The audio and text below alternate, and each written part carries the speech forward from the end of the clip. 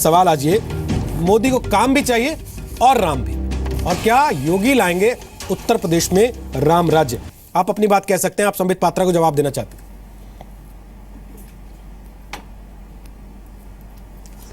संबित जी, आज मैं उस बात विवाद में नहीं जाना चाहता था। चुनाव का मौसम खत्म हो गया। जिन सवालों का आज आपने उठाया, पहले भी उठाया था। जरूरी नहीं है, मैं उस पोस्टमार्टम भी आज नहीं करूंगा। सच्चाई ये है कि आप जीते हैं और हम हारे हैं। आज आपकी सरकार बनी है और हम सरकार से बाहर हुए हैं। अगर आप फिर वही उन्हीं बातों को कहेंगे तो अब आप तो सरकार में है, आपके मुख्यमंत्री को और आपको जानकारी होना चाहिए। थाने नहीं 100 नंबर से उत्तर प्रदेश चल रहा है। जो 100 नंबर पर आप डायल करेंगे संबित पात्रा साहब कहीं से हुए हैं तो लखनऊ में जाएगा, कंप्यूटर में रिकॉर्ड होगा और लोकेशन बताएगी गाड़ी कहाँ है और पहुंचेगी।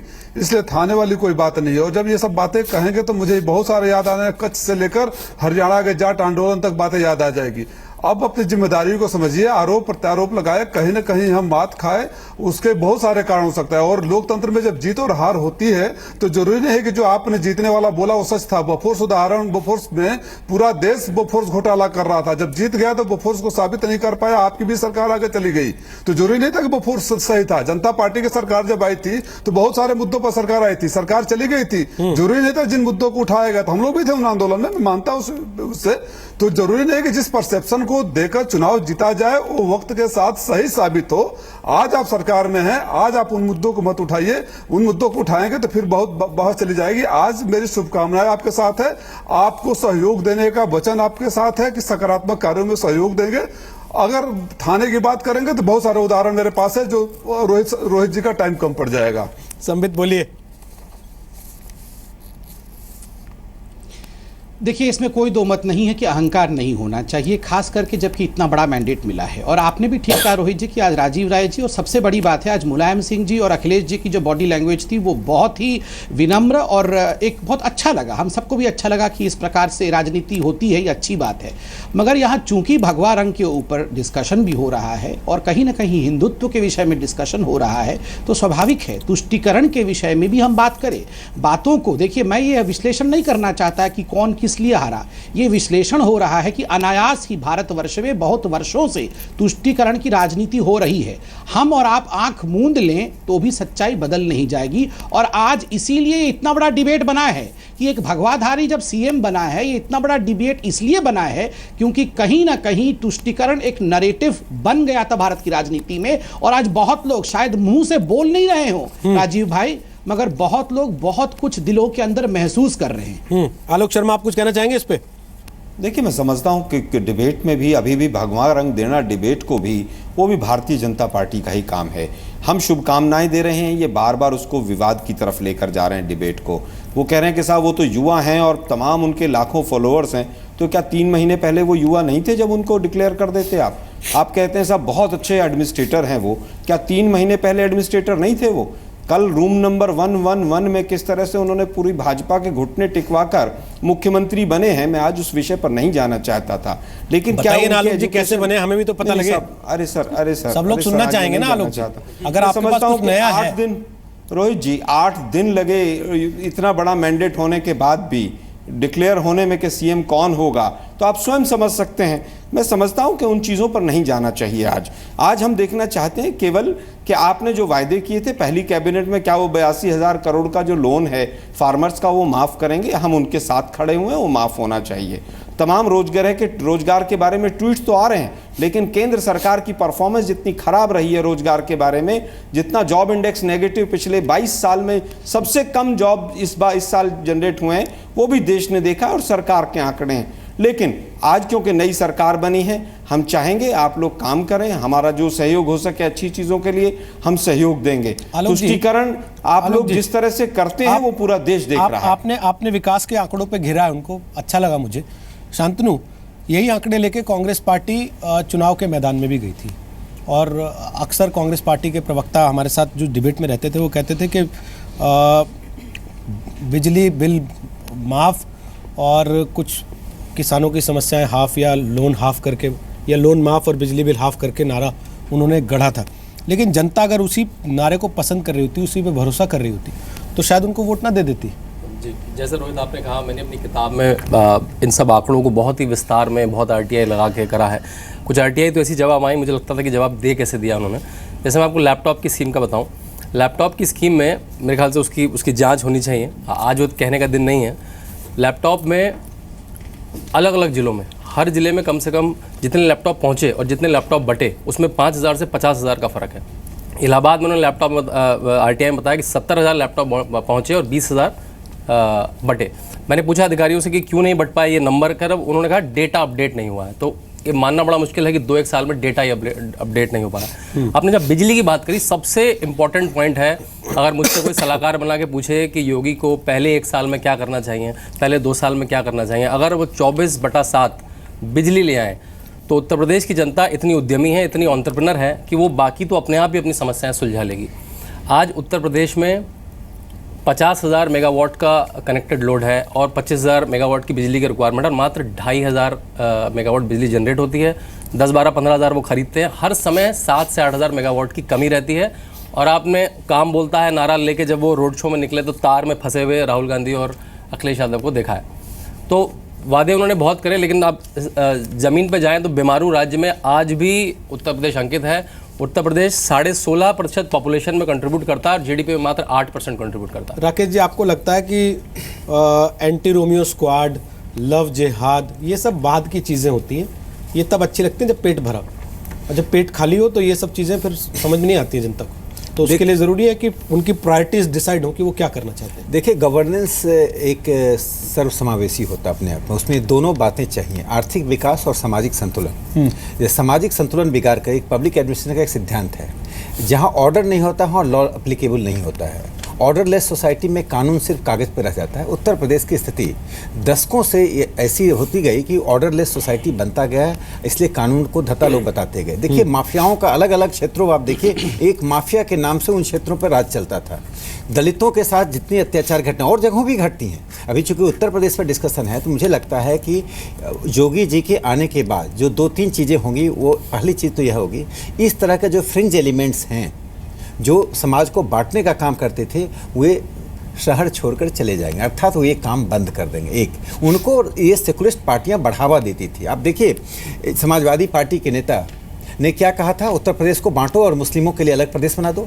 हिंदुस्तान में होमलैंड की बात करने वाले, पता है, समाजवादी पार्टी का नेता ऐसा करा, चूंकि मुस्लिम समुदाय से वो आते हैं, ये कुछ भी कर सकते हैं। दूसरी बात मैं कहा जो महत्वपूर्ण होगा, देखिए, उत्तर प्रदेश के जीडीपी को तिगुना करना उनका लक्ष्य होना चाहिए 2 साल में। मुझे लगता है कि उत्तर प्रदेश में भारत का जीडीपी अवसर होगा कि वो उत्तर प्रदेश का कम से कम भारत के जीडीपी में 20 से 21% का योगदान हो। उत्तर प्रदेश की जो अपॉर्चुनिटीज़ है, देखिए, उद्योग की अपॉर्चुनिटी उत्तर प्रदेश में है, एग्रीकल्चर की है, शिक्षा का केंद्र होता था इलाहाबाद यूनिवर्सिटी और बीएचयू। हिंदुस्तान में जेएनयू और दिल्ली यूनिवर्सिटी तो बाद में मर्ज किए। हिंदुस्तान के जितने बड़े राजनीतिज्ञ पैदा लिए जिन्होंने देश को संभाला, वो इलाहाबाद यूनिवर्सिटी और बीएचयू से आते थे। आज वे दोनों विश्वविद्यालय किस जगह पर हैं? हालांकि केंद्रीय विश्वविद्यालय है। मैं कहता हूँ कि शिक्षा के क्षेत्र में, उद्योग के क्षेत्र में, सड़क इंफ्रास्ट्रक्चर के क्षेत्र में, एफडीआई को जो एफडीआई आवश्यक है उसको इन्वाइट करने के क्षेत्र में मुझे लगता है योगी जी एक संतुलित विकास कर चलेंगे। एक बात मैं कहना चाहता हूँ, जो सूडो सेकुलरिज्म ने क्या किया, देखिए, अभी सभी पार्टियों में चिंतन चल रहा है। इस मैंडेट ने 2 बातों को साबित किया है। पहला, कि कम्युनिटी के वीटो को इलेक्टोरेट रिजेक्ट कर रहा है, ठीक है। दूसरा, मुस्लिम समुदाय को मोनोलिथिक तरीके से देखने वाले मुस्लिम नेता, सूडो सेकुलरिस्ट पार्टियां गलतफहमी में जी रहे थे। मुस्लिम महिलाओं ने विद्रोह करके, विरोध करके भारतीय जनता पार्टी को मतदान दिया है, वोट दिया है। वोट ही नहीं दिया है, टेलीविजन पर आकर उन्होंने कहा कि हमने बीजेपी को वोट दिया है। यह बगावत है उन लोगों के खिलाफ जो गलत विचारधारा को उन पर थोपते रहे हैं धर्म के नाम। आप सहमत हैं इस बात से जो राकेश जी कह रहे हैं? नहीं, मैं कुछ बातों से सहमत हूँ, लेकिन इसको मैं थोड़े दूसरी तरह से परिभाषित करूंगी। रोहित जी, भगवा रंग की बहुत बात हो रही है, तो मुझे लगता है विकास चाहिए हमें डेवलपमेंट चाहिए, और वो किसी भी रंग, वो चुन्नी भगवा हो, हरी हो, वो आपकी चॉइस है। लेकिन क्योंकि आपको मैंडेट मिला है तो आप हमें विकास दीजिए, और सबका विकास जो नारा है वो बहुत ज़रूरी है। और इसमें एक चीज़ मैं कहूँगी राकेश जी, की महिलाओं से रिलेटेड योगी जी के लिए बहुत बड़ी एक चुनौती होगी कि जो डेवलपमेंट, एक स्पेशल डेवलपमेंट पॉलिसी बननी चाहिए। मुस्लिम महिलाओं की क्या स्थिति है यूपी में, उनके फाइनेंशियल इंडिपेंडेंस पे ध्यान देना चाहिए, क्योंकि जिस कौम की औरतें जो हैं मजबूत होंगी वो कौम बहुत आगे जाएगी। तो इस पे उनको विशेष ध्यान देना पड़ेगा। पात्रा जी, एक चुटकुला चल रहा है सोशल मीडिया पे इस वक्त। योगी जी ने पूछवाया है कि राम मंदिर में टाइल लगवाने के मार्बल।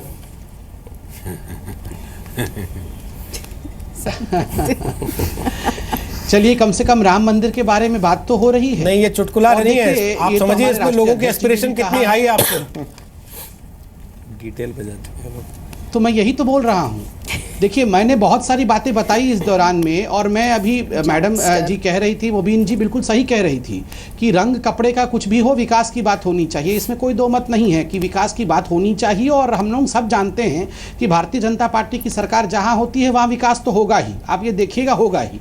मगर देखिए, विकास के साथ साथ मैंने अभी राकेश जी ने बिल्कुल सही कहा, पेट भी भरा होना चाहिए और मानसिक संतुलन भी होना चाहिए। मेरा पेट तो भरा होगा, मगर मुझे आप तुष्टीकरण की प्रताड़ना दे रहे होगे तो वो भी ठीक नहीं होता। पेट भी ठीक होना चाहिए और मन भी ठीक होना चाहिए, दोनों का ठीक होना बहुत आवश्यक है। इसलिए जब राम मंदिर का विषय आता है तो आप उसी परिप्रेक्ष्य में देखिए, एक समय ऐसा था कि तमाम ऑपोजिशन के मेंबर, आज मैं आलोक जी के ऊपर या राजीव जी के ऊपर कोई आक्षेप नहीं करना चाहता, वो हमारे मित्र हैं चाहे किसी भी पार्टी के हों, मगर मैं याद दिलाना चाहता हूं कि ऐसे भी दिन थे जब ये हमें चिढ़ाते थे कि बताओ बताओ राम मंदिर का क्या होगा, बताओ बताओ राम मंदिर का क्या होगा। और मैं बता रहा हूं, जिस दिन राम मंदिर का हो जाएगा ये बताएंगे, अरे बताओ कैसे कर दिया, इतनी हिम्मत कैसे हुई।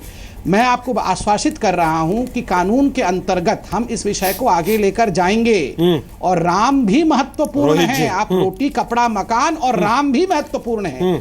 राम के बिना ना रोटी कपड़ा मकान, और रोटी कपड़ा मकान के बिना राम नहीं। ये दोनों परिपूरक है एक दूसरे के, क्योंकि ये हमारी आस्था है।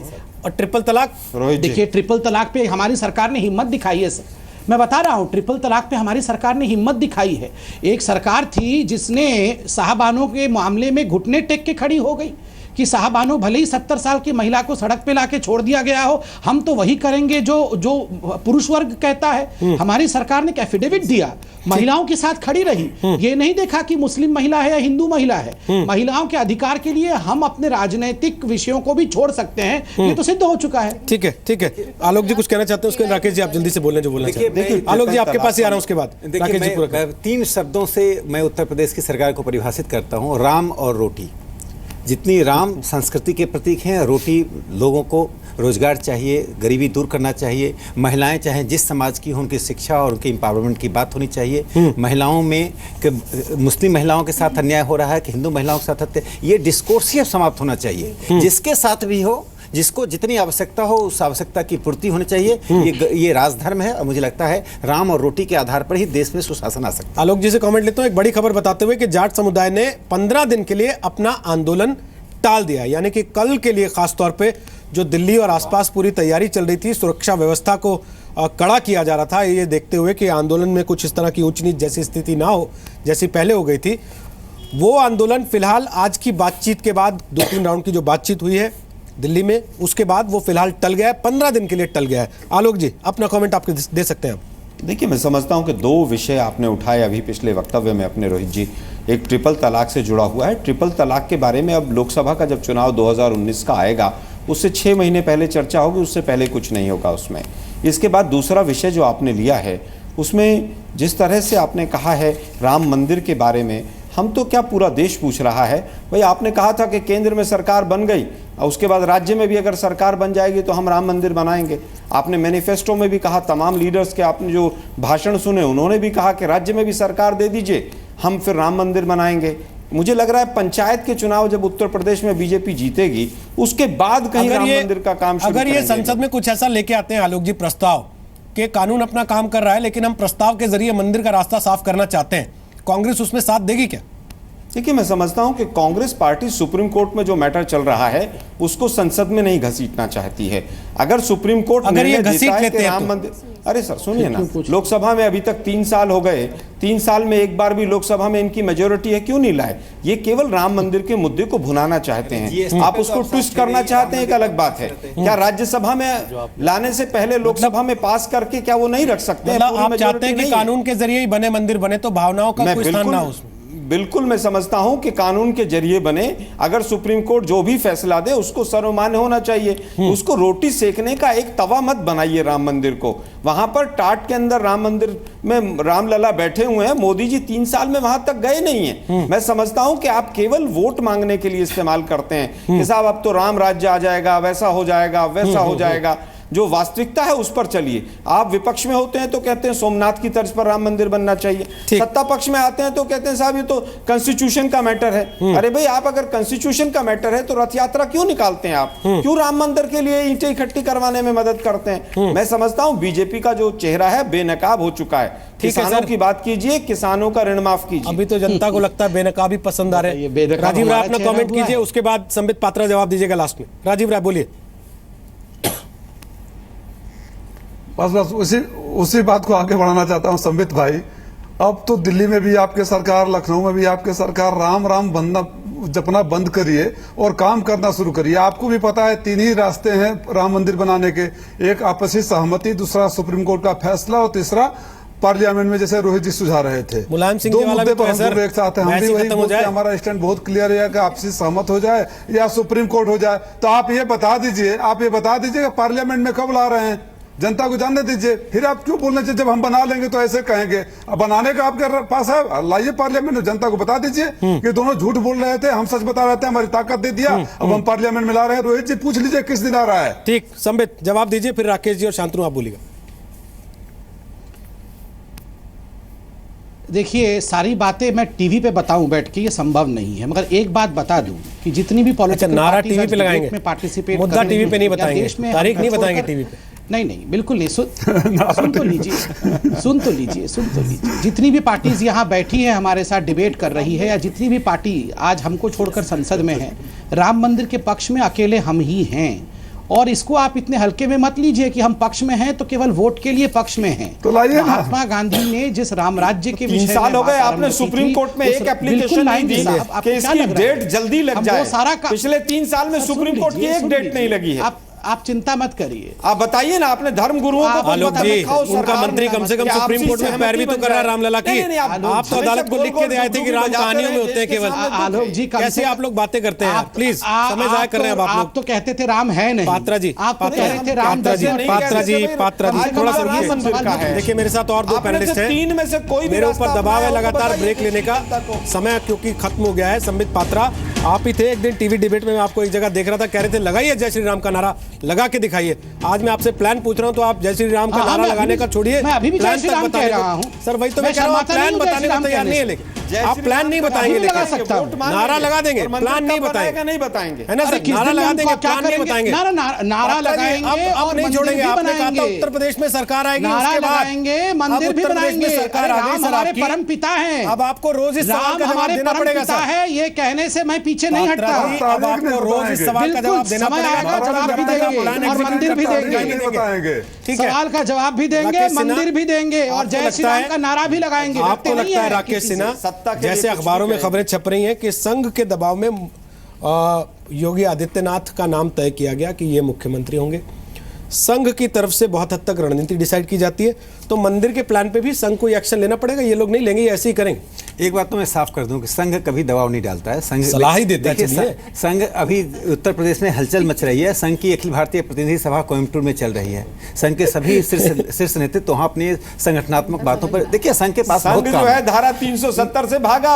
अरे आप सुन लीजिए आलोक जी, सुन लीजिए, मैं इतना कह रहा हूं कि राम मंदिर का निर्माण तो होगा ही, और लोकसभा, राज्यसभा और विधानसभा में बहुमत के बाद ऐसा प्रयास नहीं होगा, मैं नहीं मानता हूं। चलिए, आपने राज्यसभा और जोड़ दी, आपने प्लान बता ही दिया उनको खुद ही साथ साथ कि अगली बार सम्मेलन संबित जी कहीं जाएं तो क्या बताएं? शांतनु, अभी बात छोटा हुई- कमेंट लास्ट। अब बिल्कुल अब बात हुई कि रोमियो स्क्वाड की बात हो रही है जबकि विकास मुद्दा है, तो मैं कहना चाहूँगा कि लॉ एंड ऑर्डर और ग्रोथ में और इंडस्ट्री में बड़ा खासा रिलेशन है। ईज ऑफ डूइंग बिजनेस की जो रैंकिंग है उत्तर प्रदेश 2015 में, उस पर 10वीं रैंकिंग पे था, अब 14वीं पे स्लिप हो गया है, और इसमें लॉ एंड ऑर्डर सबसे बड़ा पॉइंट है।